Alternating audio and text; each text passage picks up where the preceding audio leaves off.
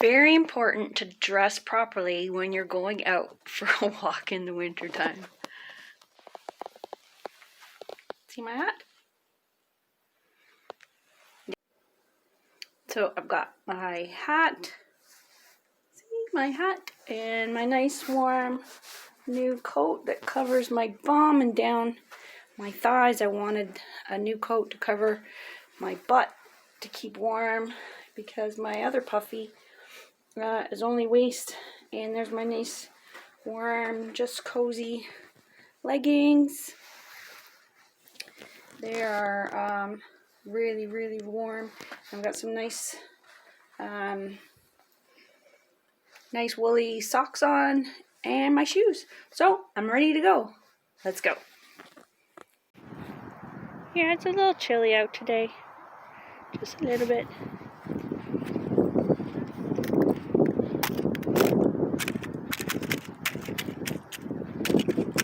Weird.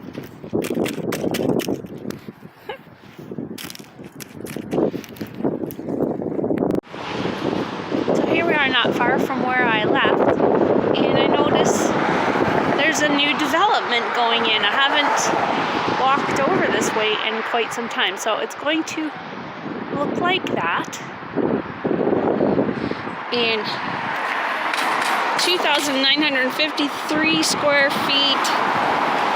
There's still some.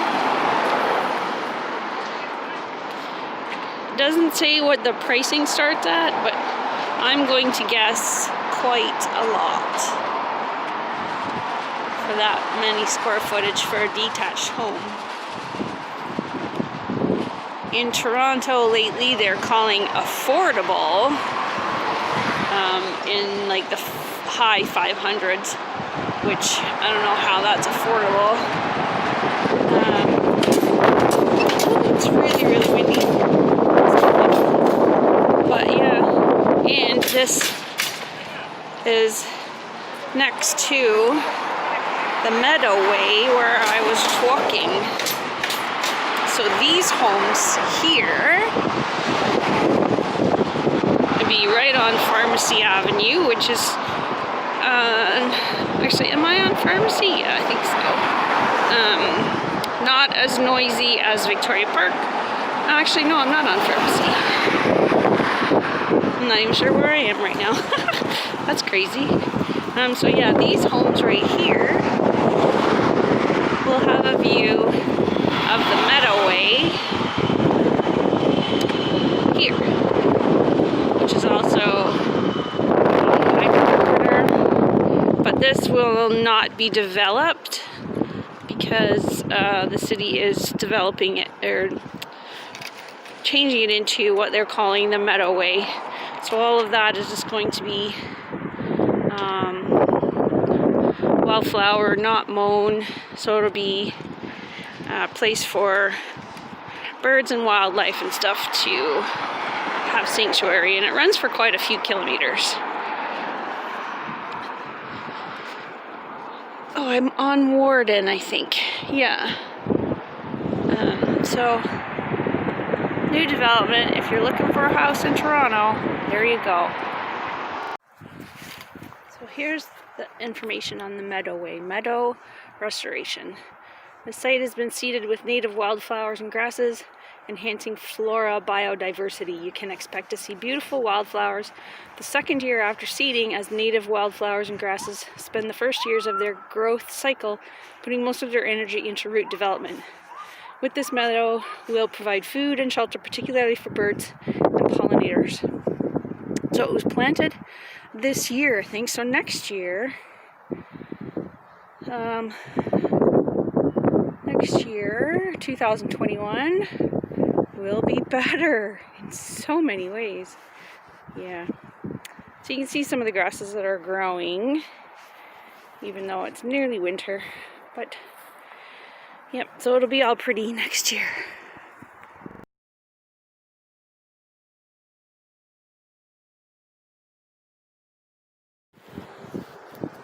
Look at this squirrel. Let's zoom.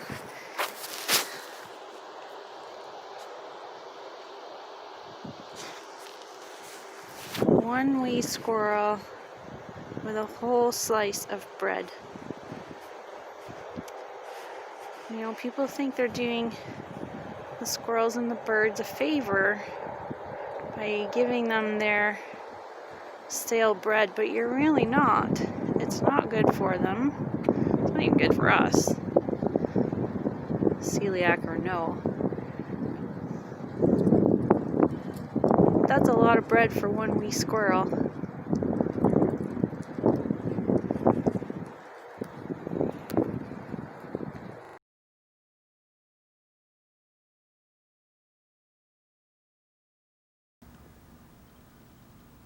Hi, welcome back to the kitchen.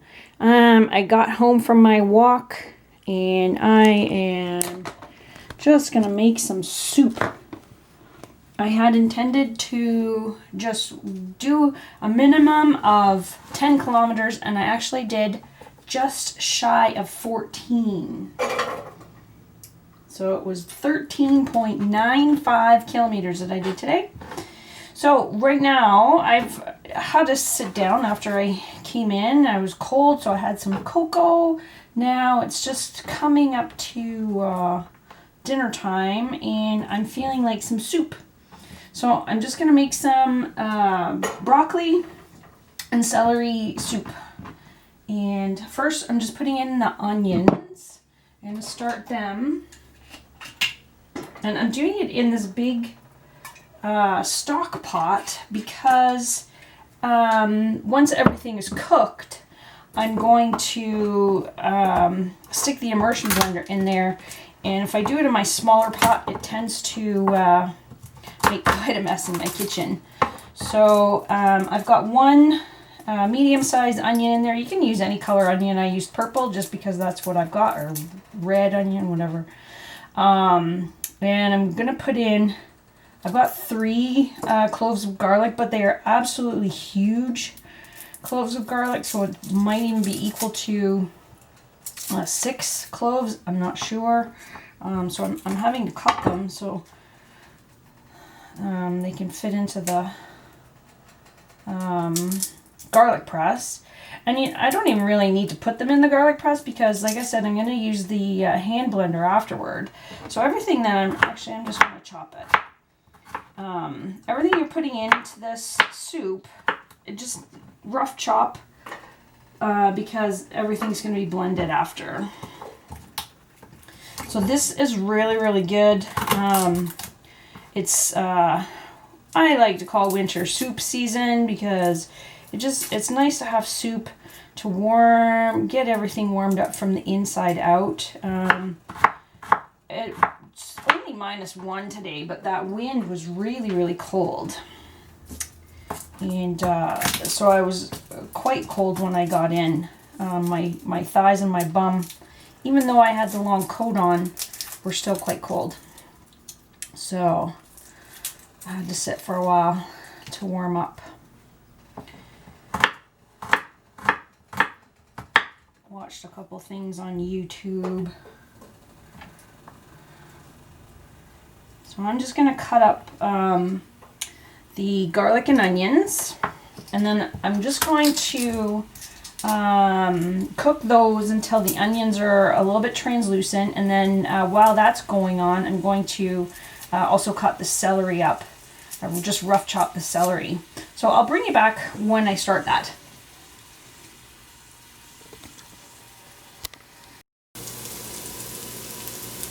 Okay, so the onions and garlic are in the pan and they're getting pretty much translucent. So I have chopped up all the celery and the broccoli. Again, it just needs to be rough chopped because we're going to put this in the blender. So I want to put the celery in first to soften that up some. And I've used, with the broccoli, the stalks as well as the florets. Yes, the stalks are edible.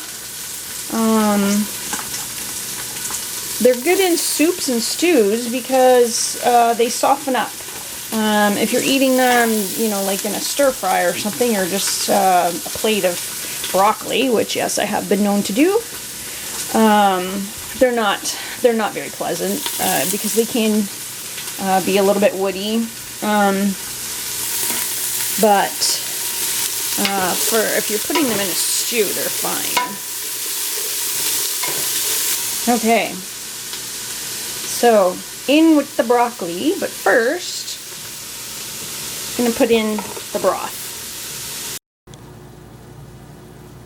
Okay, my battery keeps telling me that it's low, so I'm just putting in this 1 liter of beef broth. You can use chicken broth, you can use vegetable broth, it makes no matter. I'm using 1 liter,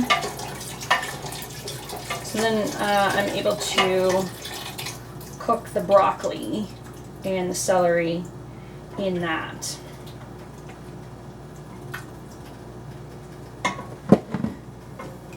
Sometimes I make my own beef broth or like bone broth, but I have not been able to find any bones lately, so I've just been buying the Tetra Packs. So we're going to let that boil so that the broccoli and the celery soften for a while, maybe 15-20 minutes, and then I'll bring you back again.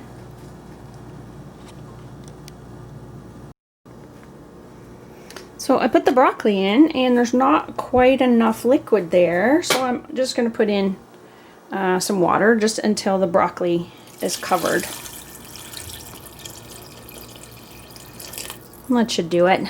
So that was 3/4 of that. I think that's 750 ml. It might be a liter. So then I'm just going to wait for that to soften up, and then I will put in the seasonings and some coconut milk to make it a creamy sauce.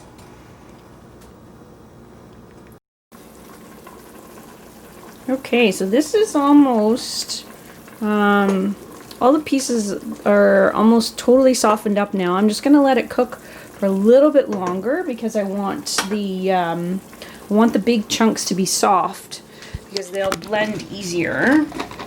But I'm just going to put in the seasonings now. I'm going to do 1 teaspoon of salt.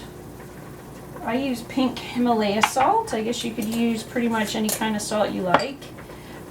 For black pepper, I'm just going to use, I don't really like black pepper too much, so I'm going to use, I don't know, like about 1/4 teaspoon. And I've got some Italian seasonings. This is kind of my go-to seasoning blend. I put it in pretty much everything. It doesn't matter, soup, chicken, whatever. So I'm going to do 2 teaspoons of that ish. And of course some turmeric, because after that long walk today and the workout that I had this morning before I left and yesterday, you need some anti-inflammatories, and turmeric is a great anti-inflammatory. So I'm going to do 2 teaspoons of that, maybe 3, which would be a tablespoon. Yeah. So 3 teaspoons equals 1 tablespoon of turmeric. And then I'm also going to grate in some ginger. Now I keep my ginger in the freezer because I don't really use it often enough for it to not go moldy. So I find that if I keep it in the freezer, it doesn't go moldy, but it's still good for cooking, whether I use it in a stir fry or a soup, whatever. You just got to be careful when you're grating it. You can also use powdered ginger here. So this is going to end up being, I think it was like a 1 inch square, 2 centimeters square chunk, and it's very hot over this steam. Whoops. Ginger is very, very, very, very good for you. It's good for your digestion. Yeah, so good. Oops, that huge chunk just fell in there. Where did it go? No, that's probably all right because, like I said, the blender's going in there anyway. Okay, so let's give that a stir.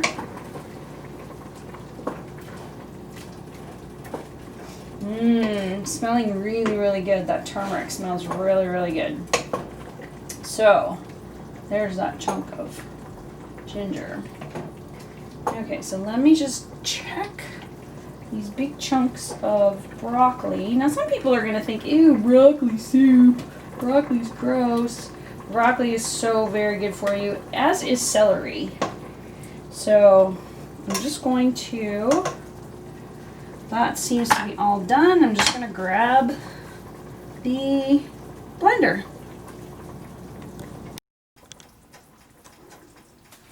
Okay, so I've got my trusty little hand blender here, and in Canada we have these crazy things, the electric plug just on the back of the stove. So be very, very careful when you're using an immersion blender, because they can splash everywhere and scald you. I've turned the heat off. I'm just going to blend all this up.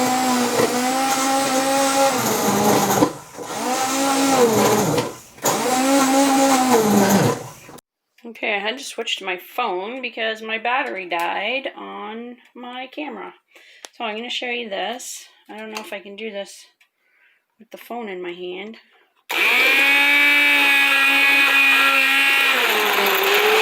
And just imagine the mess that it makes if it's splashing. Okay, so I've got that all blended. You can see the mess that it makes of my stove. If I do this in a smaller pot, it splatters everywhere. So I do it in the bigger stock pot, so then it doesn't splash so much. So now the last thing to go in is some coconut milk to make this a cream of. Oh, and it was in the fridge, so it's a little bit thick. When you're looking for coconut milk, try to find a brand with 2 ingredients, just coconut milk and water. This is not coming out very well, so I'm going to have to put the phone down again and get a can opener. Okay, so I got it open now. It's very, very thick because I had it in the refrigerator. When I came home from my walk to warm up, I made myself a nice big mug of hot cocoa, and I used some coconut milk in there. So I'm just putting in the whole can, except for that like 1 tablespoon or whatever that I put in my cocoa earlier. Yeah, so when you're looking for coconut milk, look for just coconut milk and water. You don't want fillers like gums and stuff like that, emulsifiers. You just want the real, honest to goodness product, not additives and stuff. So this is basically done. Yeah, it's just ready to serve up like this.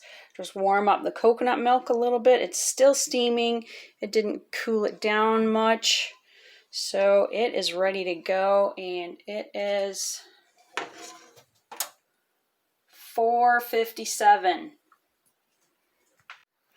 So this recipe, I'm going to have this for dinner, and I came up with this recipe, I think it was last year, after I had listened to a podcast, the Paleo View, which is now called the Whole View,